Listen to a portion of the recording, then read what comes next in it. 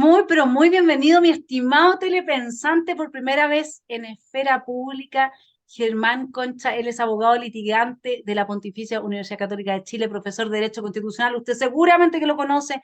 No necesitamos mayores presentaciones, Germán. Muchas gracias por haber aceptado esta invitación a esfera pública para internarnos en el análisis de lo que está pasando con este Chile que iba a enterrar el neoliberalismo, sería la tumba del neoliberalismo. ¿Cómo está, Vanessa? Muchas gracias por la invitación. Mi primera pregunta, Germán, es respecto de declaraciones que hace Iris Böninger en ex ante y que de alguna manera reúnen un clamor de muchos sectores. Ella dice, Chile necesita recuperar internamente confianzas. Por ello se requiere que todos aquellos que conozcan y sean parte de los problemas, tanto del sector privado como de la política, le expliquen a los ciudadanos en forma concreta y sencilla la verdadera situación. Dejar la ideología, Germán, de lado es imprescindible para poder verdaderamente llegar a acuerdos que permitan resolver estas graves problemáticas sin necesidad de empezar todo de cero. Sería absurdo habiendo hecho tanto. ¿Qué opinas tú? ¿Es posible? ¿Estamos imaginando una utopía? ¿Se pueden dejar fuera las ideologías en un gobierno del corte que tenemos hoy? ¿Los acuerdos, las redes de confianza pueden restablecerse? ¿Qué es lo que sería necesario? Una amplia pregunta para empezar el análisis. Yo diría que hay que, si uno quisiera plantearlo, no sé si como una receta, pero como una idea previa, o como más bien una guía, hay que tratar de dejar de lado dos extremos, me parece a mí. Uno, creer que la política se puede hacer por la vía de ocultar las diferencias y aparecer como que todos pensáramos lo mismo, una suerte de buenismo al final en que todos perseguimos encontrarnos razón en todo. Eso no va a funcionar. Porque la verdad es que pensamos distinto, tenemos ideas distintas, y el desafío del sistema es procesar esas ideas distintas, sin tener que renunciar a lo que uno piensa, pero poder sentarse con alguien que piensa distinto. Porque creo que el otro extremo es pensar que esas diferencias son tan radicales y tan irreductibles que no es posible ponernos de acuerdo en nada. Entonces yo creo que todos tenemos una visión, todos respondemos desde una cierta línea de principio, pero si nos interesa el país, si nos interesa la sociedad en la que vivimos, uno debe ser capaz de sentarse con los demás y decir, ya, conversemos. Eso no significa que yo renuncie a lo que pienso, ni a la visión que tengo, significa que me siento honestamente y trato de conversar con alguien que piensa distinto y ver cómo hacemos para funcionar lo mejor posible. Eso es práctica, es una cuestión más de arte que de teoría, por decirlo así. Se va construyendo de a poco, tú vas aprendiendo mucho prueba y error, no creo que haya un manual de esto. Creo que es más bien una actitud, es cómo enfrentan las cosas y que tienen que ver con asumir que el mundo perfecto no existe. Cuando tratas de construir el paraíso entre seres humanos, habitualmente traes el infierno, porque no te resulta, por razones obvias. Entonces, que tiene que ver también con una cierta capacidad de entendernos todos como limitados.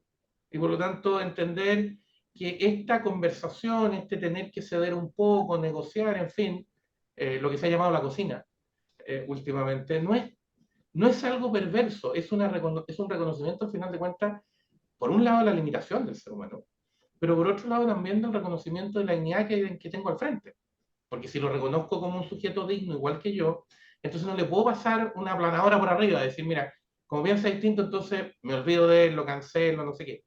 Yo creo que eso es lo que un poco, lamentablemente, este discurso no son 30 pesos, son 30 años.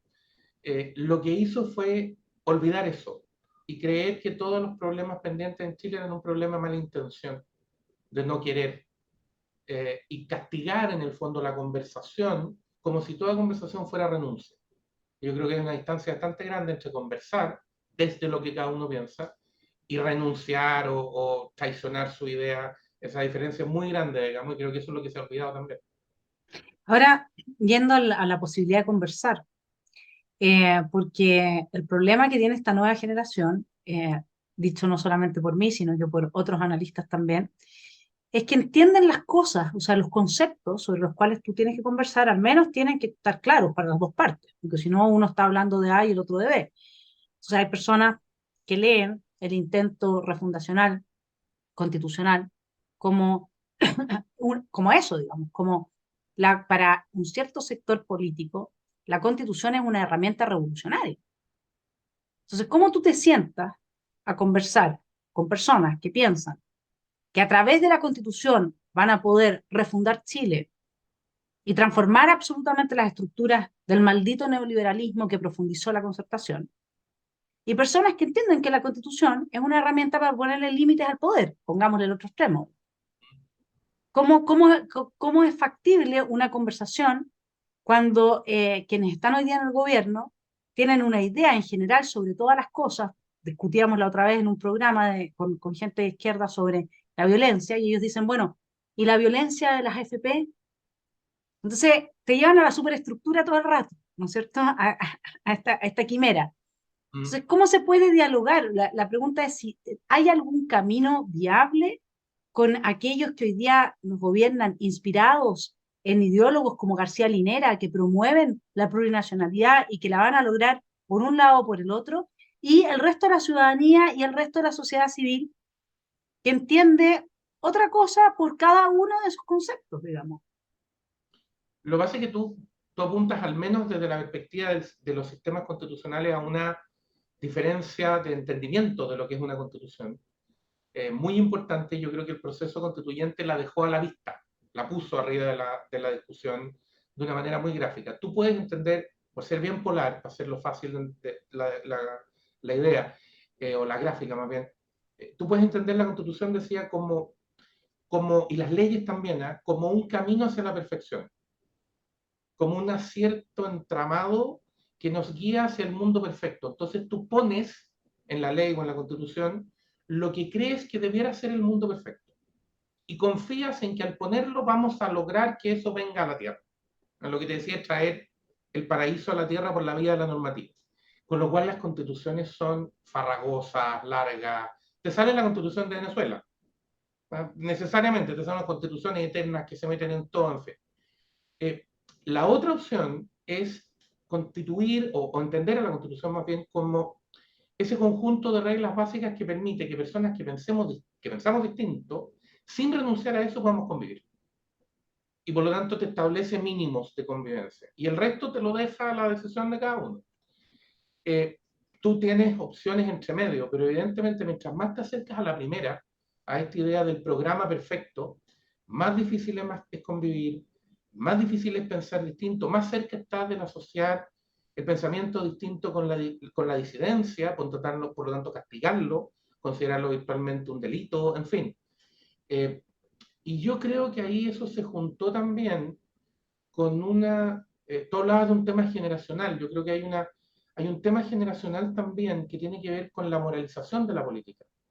Esta idea de que una actividad que siempre ha sido, por definición, de un cierto nivel de competencia y enfrentamiento, de ideas, lícito, etcétera, y la gran virtud, se dice siempre, la democracia, es sacar la violencia de la política.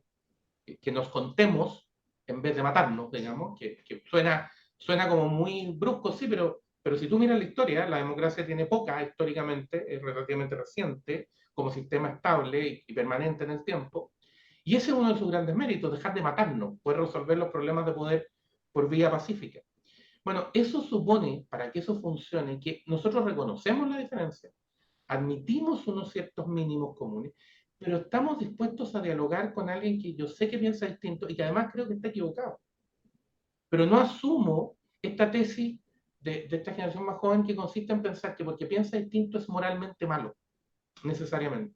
Y como es moralmente malo, entonces no tiene derecho a hablar, no tiene derecho a exponer su idea. Siempre que las expone, hay algo oculto, en fin, y el extremo, que es la lectura que han tomado varios respecto del último resultado electoral en Chile, que en el fondo cuando ese grupo pierde una elección es o porque la gente es tonta y entonces no alcanzó a entender la maravilla que le estaban ofreciendo, o porque fue engañada, ya que hay una maniobra espuria hecha por alguien para ganar indebidamente. Ya que estamos en pleno mundial de fútbol, es como el deportista que nunca pierde porque jugó mal o el otro jugó mejor, sino que el pato estaba muy largo, el pato estaba muy corto, el árbitro no me cobró no sé qué, la cancha estaba mojada. El que siempre pierde por culpa de un tercero y nunca es capaz de decir, mira, perdí porque lo hice mal, porque mis ideas no convencieron, o porque la gente quiso elegir otra cosa, punto.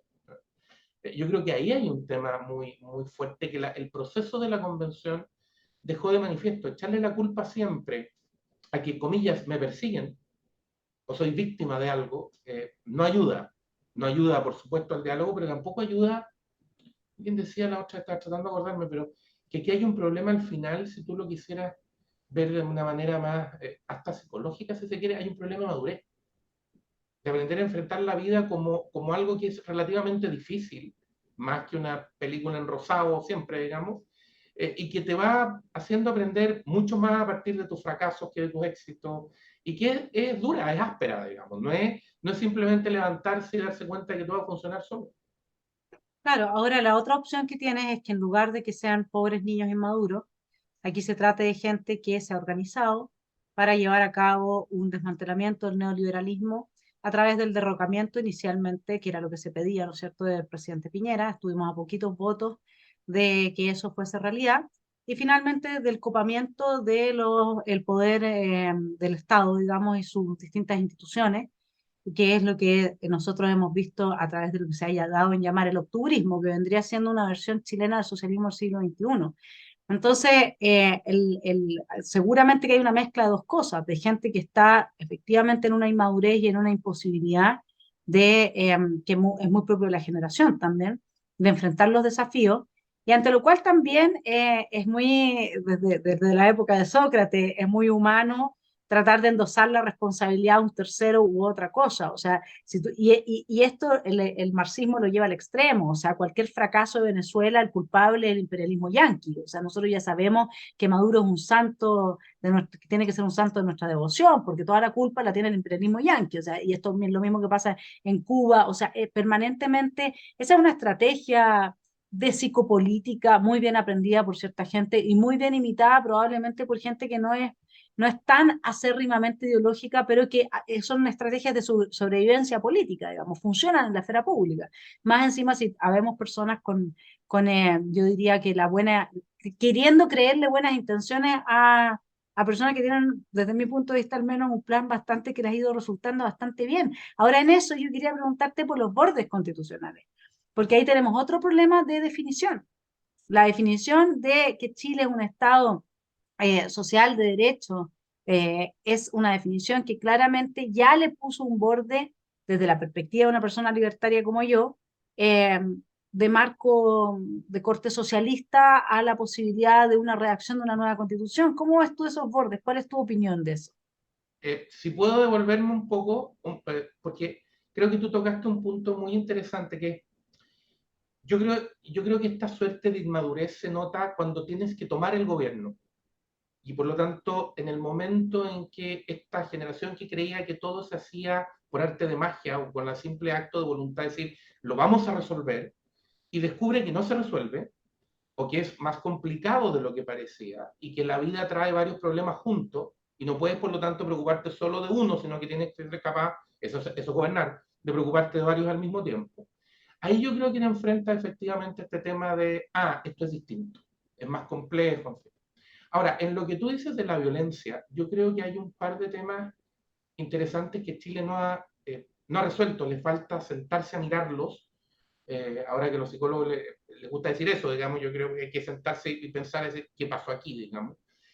Uno de esos tiene que ver, como decías tú, con un proceso que, si uno quisiera graficarlo institucionalmente, esto es un poco una revuelta, técnicamente hablando, que como no se logra controlar rápido, porque esto es como los secuestros, la controla en las primeras 48 horas o se va, como no la logras controlar rápido, se convierte en una suerte de golpe de Estado, pero en un golpe de Estado que como tampoco cuaja, porque entre medio entra la pandemia, entonces como que uno está acostumbrado a que los golpes de Estado como que se consolidan o fallan, pero en un periodo relativamente corto de tiempo, no esto de que se estira y tú no sabes bien qué es lo que va a pasar.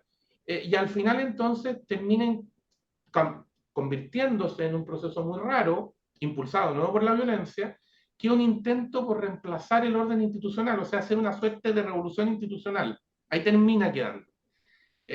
Y esto se desarma con el plebiscito de salida, que es como, no, de vuelta. Entonces, como todo es muy raro, digamos, tú dices esto, la particularidad chilena en el sentido que está todo pegoteado, porque no es un proceso normal, perdón la expresión un poco técnica, pero no es un proceso normal, no es lo que uno esperaría, estas cosas se supone que no pasan así, pero en Chile pasaron así, pandemia mediante. Esa es una parte, y yo creo que nosotros estamos viviendo como el último pedazo de esa etapa en una situación medio inestable en que todavía como que no está claro qué es lo que quieres hacer, hay gente que dice, va, parece que el sistema no era tan malo como yo creía.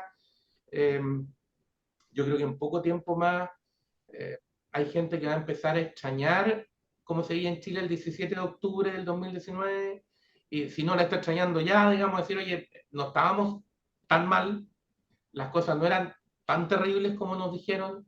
En fin, yo creo que ahí hay un tema. Ahora, el otro tema, que es el que está subyacente a lo que tú comentabas y que me parece que institucionalmente es el más grave de todo, es que Chile estuvo dispuesto a validar la violencia como instrumento de acción política, utilizando un lenguaje y unos ciertos comportamientos que son propios o que tú los podrías llegar a entender en países que están sometidos a la invasión o a la ocupación por fuerza de un enemigo externo. Es como Chile hubiera estado sometido a la invasión, no sé, de los marcianos. ¿No? Entonces había que liberarse de los marcianos, porque esta era una ocupación indebida que vulneraba nuestros derechos, etc. Entonces, cuando tú lees, por ejemplo, la declaración de la oposición de la época, desde la democracia cristiana hacia la izquierda, todos, firmada el 12 de noviembre del 2019, estuvimos de aniversario hace poco, en que dice ese documento eh, que el proceso constituyente está en la calle, lo dirige la calle. Tú dices, ese debe ser uno de los momentos más oscuros de la institucionalidad chilena. No solo porque es la renuncia a lo institucional, es la negación de la institucionalidad en sí misma, sino que porque lo hacen quienes ocupan cargos institucionales. Porque ese documento está firmado por partidos políticos constituidos conforme a la ley, que pueden firmarlo, por lo tanto no están en el medio de una tiranía o de un régimen que los meta presos por solo pensar, lo que sea, que tienen senadores, diputados, alcaldes, concejales, etcétera, que se presentan a elecciones y las ganan, que tienen acceso a los medios de comunicación, etcétera. Y esas personas, en vez de salir a defender el orden institucional frente a la violencia, salen a decir, no, sí, la calle es la que lleva el proceso.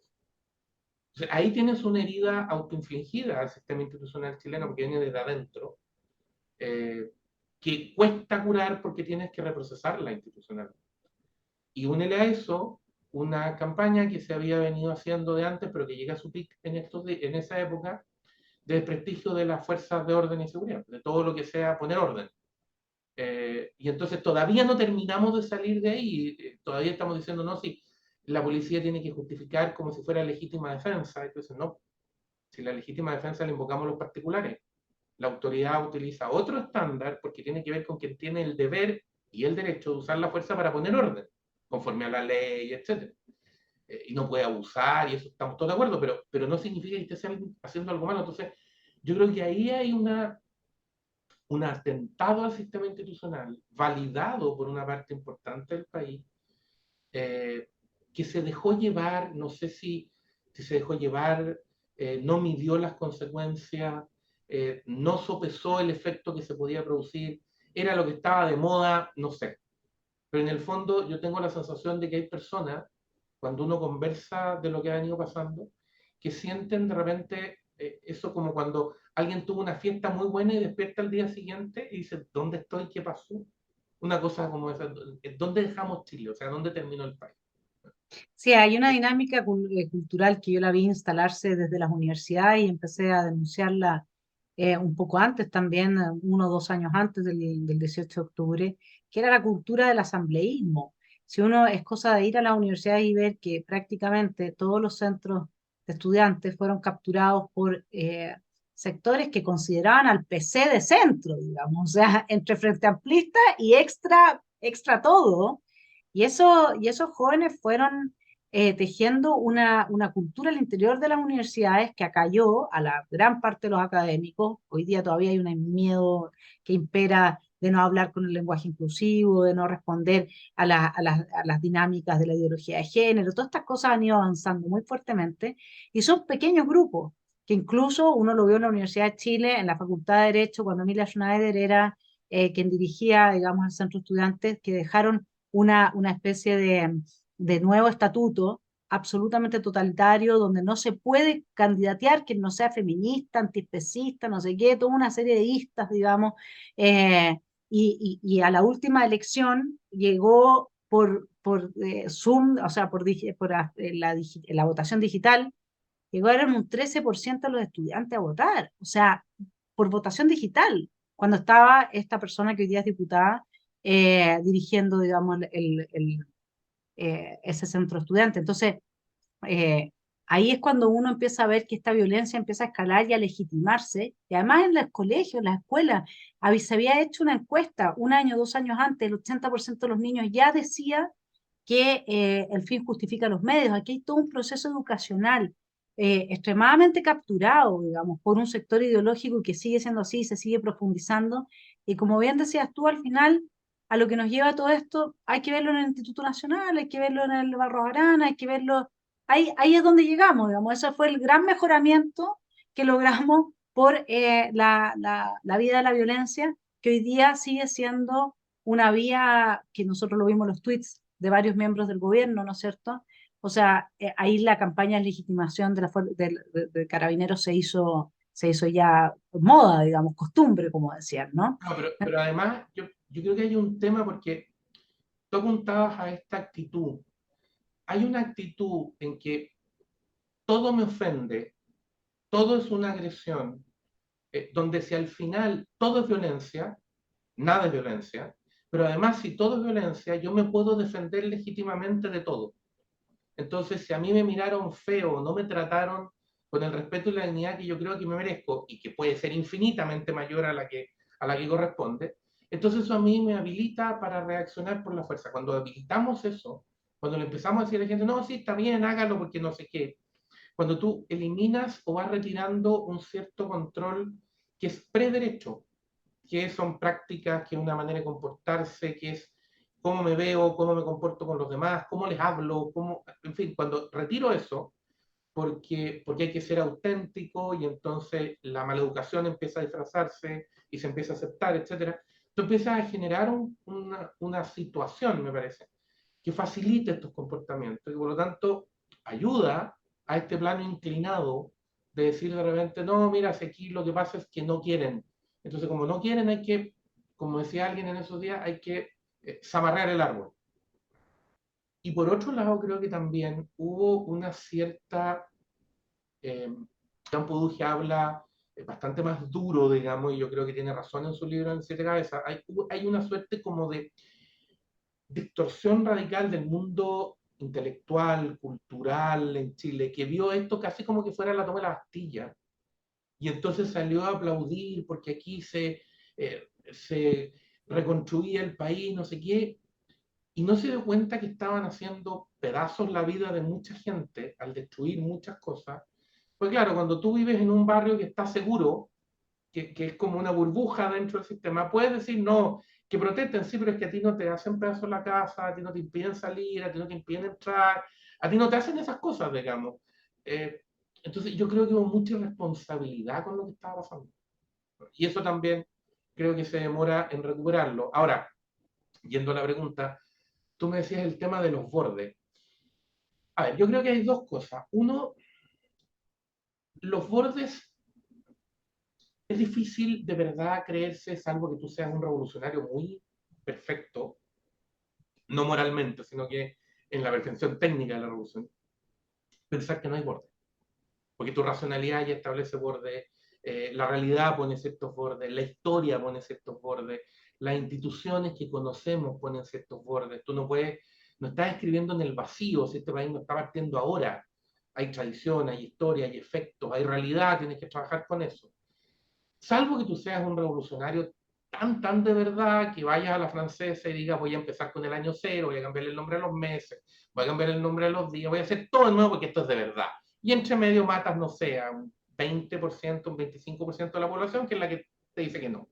O sea, un marxista en la Unión Soviética, entonces arma el gulag y reeduca, comillas, a todos los que no te encuentran razones. Pero si no quieres ir hacia allá, si quieres hacer algo normal, razonable, hay una serie de bordes de la vida, de la realidad, de, no sé, de la historia, no solo de Chile, de Occidente, de las instituciones que tú tienes. El problema es cuál es la actitud que tienes frente a eso. Y dos, cómo lo haces efectivo. Yo no saco nada con decir si hay una serie de bordes, pero si nadie los va a hacer respetar.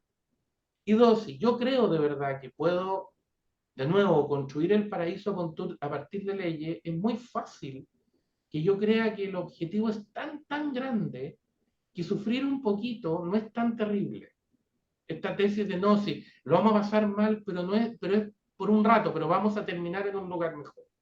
Por ejemplo, yo creo que no hay nada más brutal, y la palabra la estoy usando porque creo que algo de eso tiene, digamos, que este discurso que se instaló en algún momento de que había que decrecer, porque en el fondo lo que nos generaba problemas era la riqueza, porque cuando éramos más ricos nos poníamos más malos, se rompían los lazos de solidaridad entre las personas, la comunidad se acababa y nos convertíamos en unos sujetos perversos. Entonces decía, a mí me encantaría que algunos de estos genios, por decirlo de alguna manera, se fueran a meter a hablar con las personas que vienen saliendo de las situaciones de pobreza y les preguntaran si quieren volver a vivir como vivían, porque se supone que eran tan felices, que lo pasaban tan bien, no sé qué.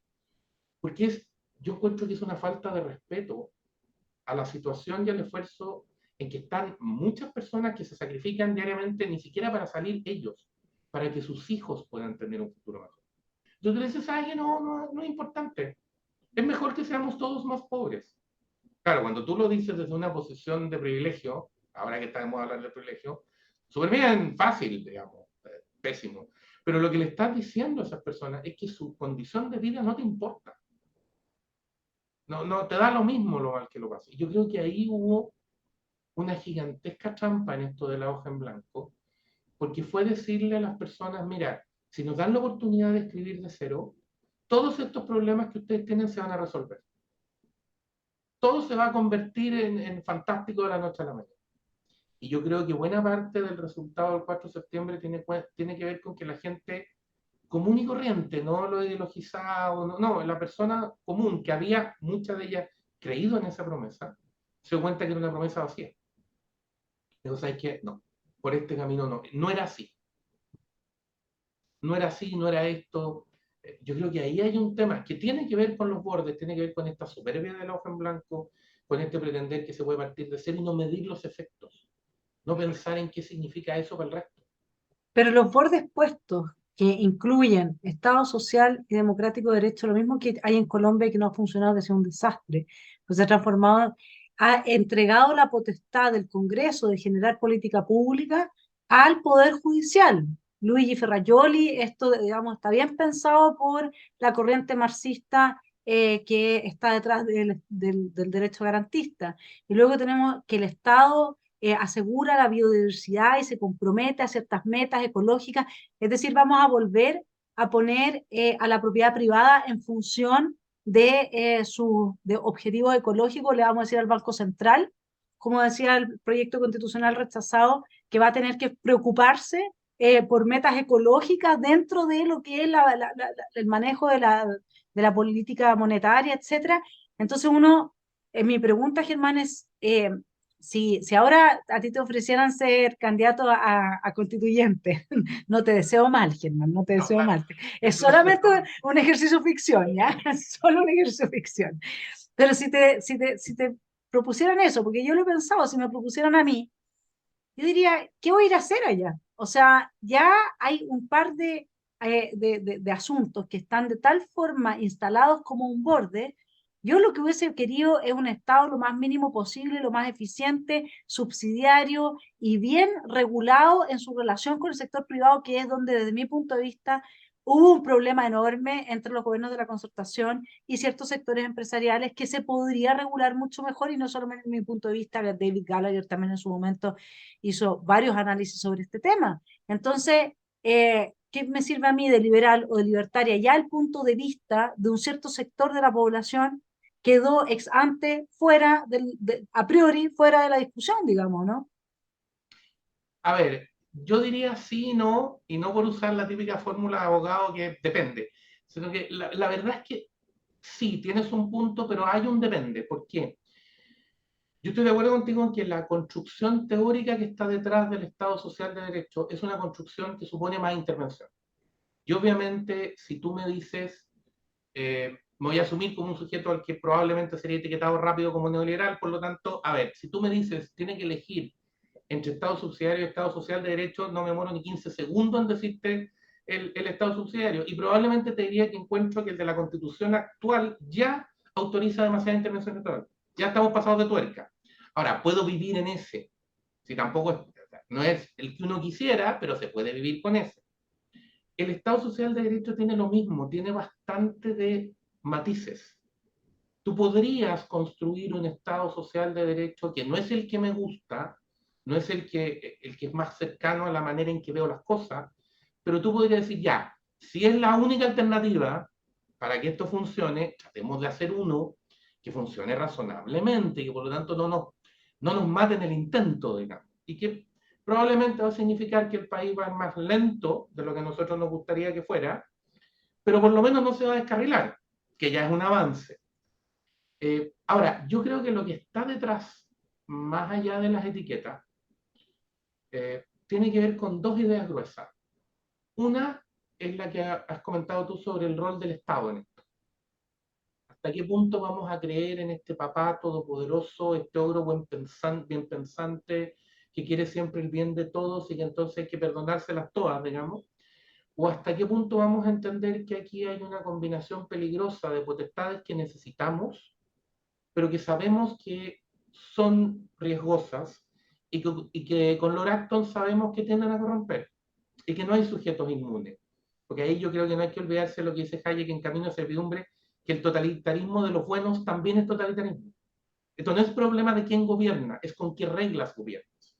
Porque aquí se produce un riesgo, incluso si gobierno yo o mis amigos, ¿verdad? Que haya yo primero, pero para poner al más peligroso al principio, digamos. Si gobierno yo y mis amigos, también vamos a terminar haciendo estas mismas cosas, porque somos humanos. Entonces, los sistemas de control son para que nos molesten a todos, en el fondo, para que operen como freno de todos. Yo creo que ahí hay un tema. Y en lo que tú decías de los derechos y la garantía de derechos, yo creo que el problema que enfrentamos es que aplicamos una herramienta que se diseñó para un tipo de derechos en otro tipo de derechos y funciona distinto. Los primeros derechos garantizados por las constituciones son los llamados derechos individuales, que son básicamente protecciones frente al Estado. La libertad de expresión, la propiedad privada, la vida, la libertad ambulatoria, son básicamente garantías de usted no me quite lo que yo tengo, no afecte mi esfera. Por lo tanto, son fáciles de determinar, relativamente, con todo lo complejo que es la determinación de derecho en caso concreto, pero tú puedes más o menos saber dónde está lo que quieres proteger y utilizar herramientas de freno, porque funcionan, y eso Occidente lo demostró y lo demostró largo. Esto se puede hacer y funciona y permite que la gente se relacione bien, se controla razonablemente al Estado, en fin. Pero a partir de la crisis del 29, lo que tú empezaste a hacer fue desarrollar un grupo de otros derechos, los llamados derechos sociales, que suponen intervención estatal. Entonces, cuando tú empiezas a garantizar esos otros derechos, tú alteras una regla, porque ya no estás garantizando una esfera de libertad del individuo que no se puede tocar, sino que al final de cuentas estás autorizando que el Estado intervenga con el argumento de que eso es para beneficiar a un tercero. Entonces yo te puedo cobrar más impuestos porque se supone que con eso voy a hacer el bien de los demás. Entonces yo me puedo meter con los contenidos que se enseñan porque quiero que los niveles de educación sean más o menos parejos. Yo me puedo meter con cómo hacen las cosas porque quiero proteger tal o cual, etc. Y entonces ahí, cuando yo no veo que al estar protegiendo un derecho estoy afectando otro, yo desarmo esta situación. Súmale a eso, solo para no extenderme, una última idea, y es que lamentablemente hemos dejado de defender, quienes creemos en ella, la importancia política del derecho a propiedad. Nosotros defendemos la importancia económica del derecho a propiedad, que está muy bien. Y decimos, mira, la economía no funciona sin derecho a propiedad. Sí, completamente de acuerdo y es fundamental. Pero el derecho a propiedad tiene una matriz aún más importante. La dignidad humana y la libertad frente al poder no se defienden sin propiedad privada. Porque si para poder comer, vivir, tener algún lugar donde estar, etcétera, yo tengo que pasar por el poder, porque yo no tengo nada mío, yo pasé a ser esclavo aunque en el papel sea libre. Entonces, la defensa de la propiedad privada es antes o no solo un tema económico, es un tema político. Es un tema político defender a las personas. Entonces, no logramos hacer esa discusión. y quedamos en que cada vez que defendemos propiedad privada estamos defendiendo los intereses de los ricos, me carga usar la palabra ricos, pero así como categoría, pero de las grandes empresas o corporaciones o quien sea, da lo mismo, de los malos de alguna manera. Y no hemos sido capaces de decir, no, estamos defendiendo el derecho de las personas a protegerse en sí mismas. Porque además, si nosotros reconocemos en las personas la dignidad para votar, que es una de las virtudes de la democracia, es decir, mira, como somos todos seres humanos, en fin, aquí hay una capacidad de participar, entonces vamos a incentivar y vamos a permitir que todas las personas voten, porque para que participen, y esa es la idea del sufragio universal igualitario, con todos los problemas que tiene, pero esa es la idea que está detrás. Bueno, ¿por qué yo puedo votar para elegir gobernantes y no puedo decir qué hago con mis bienes? No, ni siquiera puedo tenerlo, fíjate. El fruto de mi trabajo no, tiene que venir el Estado a quitármelo porque él lo hace mejor que yo.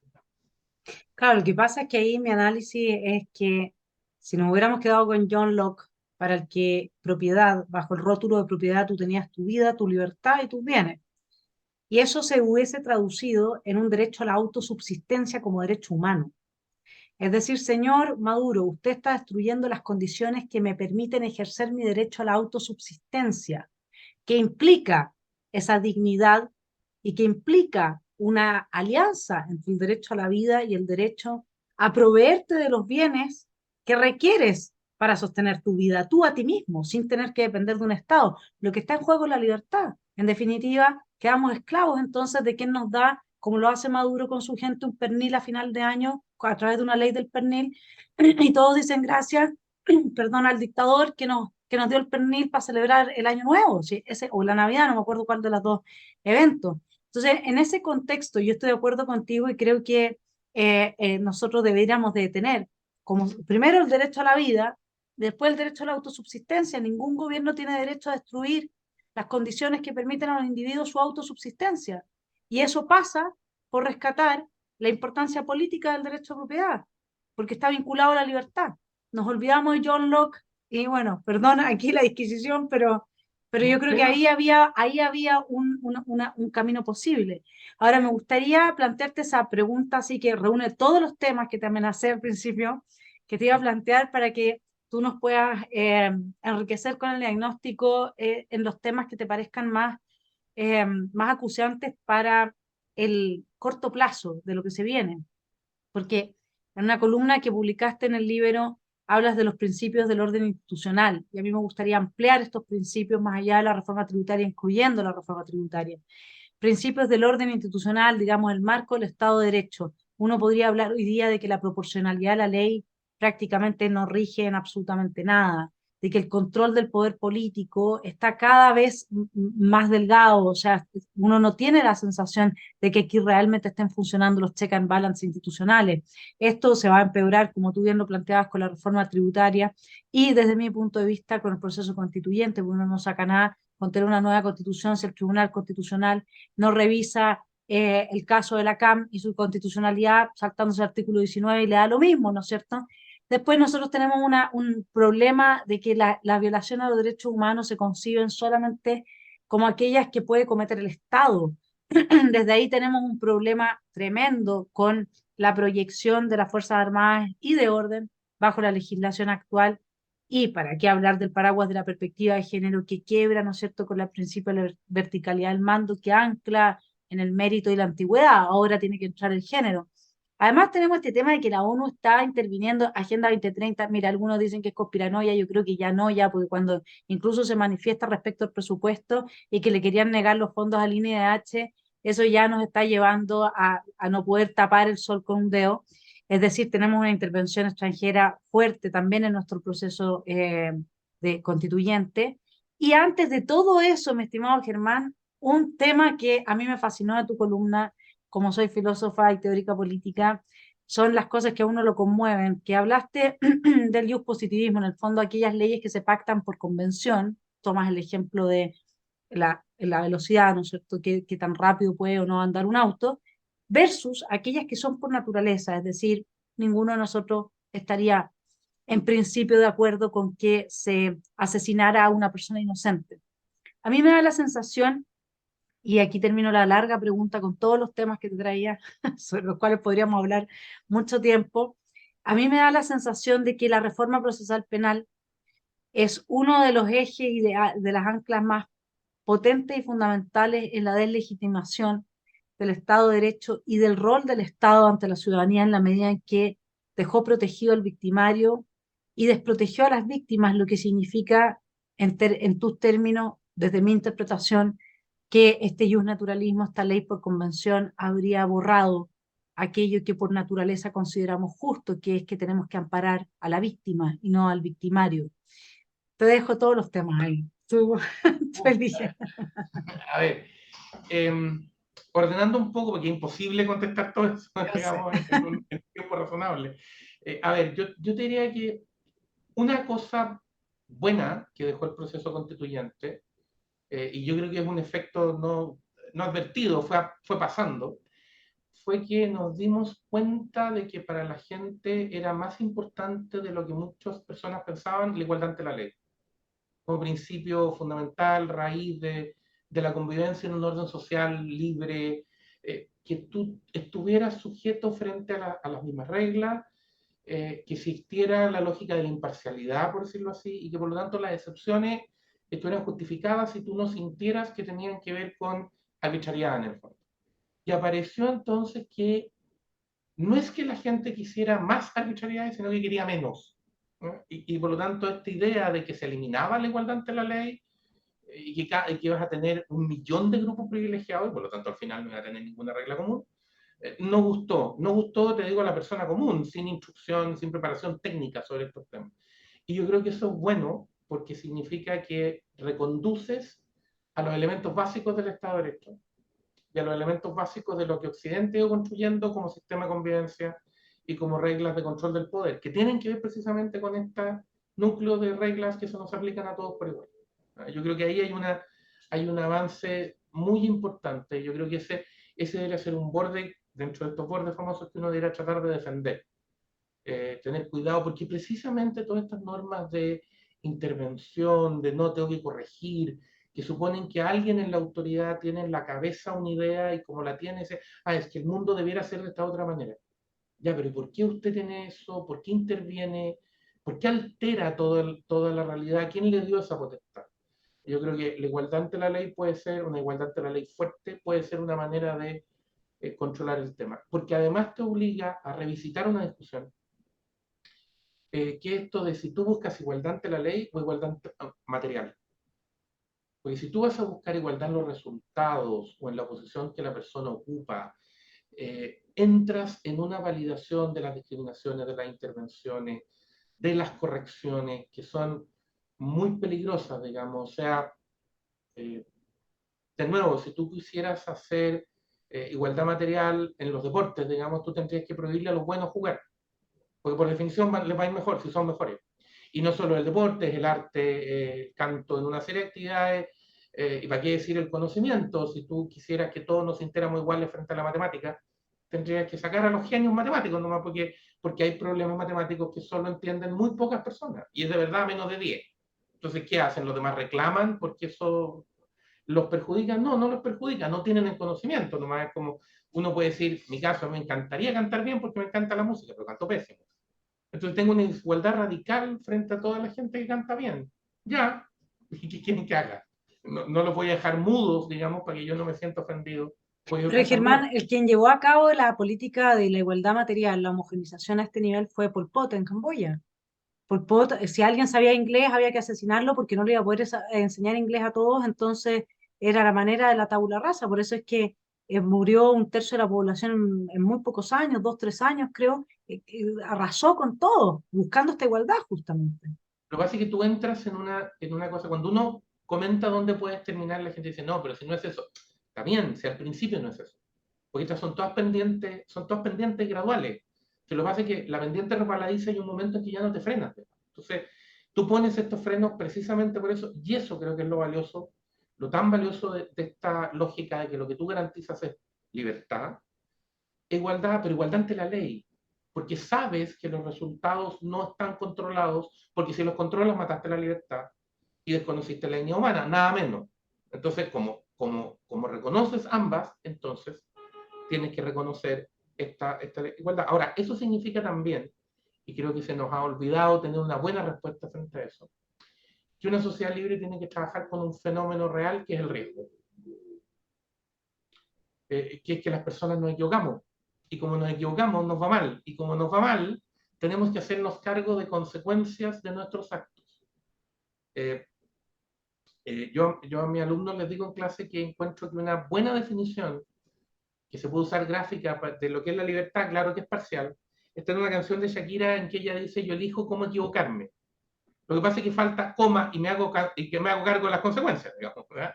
Pero si yo elijo cómo equivocarme, que está bien, es parte basal, todos hemos sido adolescentes y todos hemos querido decir: yo elijo mis errores. Sí, lo que pasa es que cuando los cometo, lo que no puedo hacer es decir: ahora resuélvame, no. Si eligió el error, elige la consecuencia del error y se hace cargo, porque ahí es cuando aprende. Entonces, hemos generado, me parece, culturalmente una sociedad que reconoce el derecho a elegir comportamiento, pero no obliga a las personas a hacernos cargo de las cosas que hacemos cuando nos equivocamos, cuando salen mal. Entonces nos genera una actitud, eh, esto que los españoles llaman los copitos de nieve, nos genera una actitud muy blanda frente a la frustración, frente a lo que no resulta. En vez de templar, destempla, digamos, en el fondo, te genera una incapacidad de hacerte, de asumir el problema, de asumir la falla, eh, que además se potencia con esta idea de creer que es un problema de buenos y malos, entonces si las cosas no resultan no es porque yo me equivoqué, es porque hay un malo que me persigue y me hace no sé qué, bla, bla, bla. En vez de tratarte de decir: no, se me equivoqué porque me equivoqué. Si la culpa es mía, o sea, y tengo que poner la cara y tengo que... Eh, Y asumir las consecuencias legales y todas las implicancias que esto tiene. ¿Y no te parece, Germán, que es lo que debe haber pasado con el resultado del plebiscito de salida? 62%. Y se suponía que votar rechazo implicaba, lo dijo Vallejo, claramente, cerrar el proceso constituyente. ¿No te parece que es aún peor, que no es solamente no tomar y hacerse cargo responsablemente de las consecuencias de haberse equivocado, lo cual puede entenderse, pero hay que hacerse cargo, sino que acá además se profundiza el error? Tú sabes que hay un cierto trauma en el ser humano, que es el único animal que tropieza varias veces con la misma piedra, y en ese no asumir las responsabilidades, luego profundizamos el error. Y a mí me da la sensación, no sé qué piensas tú, esa metáfora que usaste de que de la pendiente resbaladiza, de que en el fondo nunca sabemos cuál es el riesgo y en definitiva hasta dónde podemos llegar. ¿No hay algo de eso en todo este proceso y en no haber aplicado el 142 y por último no haber aceptado un nuevo plebiscito de entrada donde la gente hubiese podido decir: sabes qué, más en realidad sí quiero seguir por esta pendiente rebaladiza porque considero que tiene un valor, ahora que ya tomaron conciencia? Acuérdate cuando se votó el apruebo, el 50%, 52% de la gente rechazaba el actuar de Carabineros. O sea, nosotros hoy día estamos frente a otro Chile que el que votó apruebo. Hoy día es desde que existe la encuesta CADEM, la más alta aprobación a Carabineros, porque la gente le está tratando de legitimar para que puedan hacer su pega, lo que no hacen los políticos. Entonces hoy día estamos en un Chile que tiene otro nivel de conciencia. ¿No te parece que esta falta de responsabilidad, este tropezarse de nuevo por la misma piedra de la élite, en el sentido de no dejar que el poder constituyente esté en el pueblo y por último se haga un nuevo plebiscito de entrada, nos lleva por esta pendiente resbaladiza que, o sea, a mí por lo menos me da bastante vértigo? Samara, yo creo que primero tienes un punto con el sesgo de confirmación, que lo tenemos todo, digamos, y que por eso cuesta reconocer errores, porque es más fácil seguir, seguir, seguir, y por eso tienes, por ejemplo, en las empresas tú sabes que hay personas que lo están haciendo mal, pero que profundizan en que lo están haciendo mal porque creen que se van a salvar legítimamente, porque si no tendrían que reconocer que cometieron un error hacia atrás que no quieren reconocer como tal. Es el mismo fenómeno del jugador que dice: en 2 8 vueltas más me recupero, el mismo tipo que está apostando en contra del mercado en términos técnicos, digamos: no, sí, yo estoy viendo algo que los demás no ven, soberbia. En algunos casos le chuntas, en otras no, entonces insiste. Efectivamente hay un tema con la psicología de los seres humanos y lo conecto con lo siguiente, y por eso el sistema institucional lo que hace es decir: por eso no le vamos a creer tanto a las encuestas, sino que le vamos a creer a las decisiones institucionales.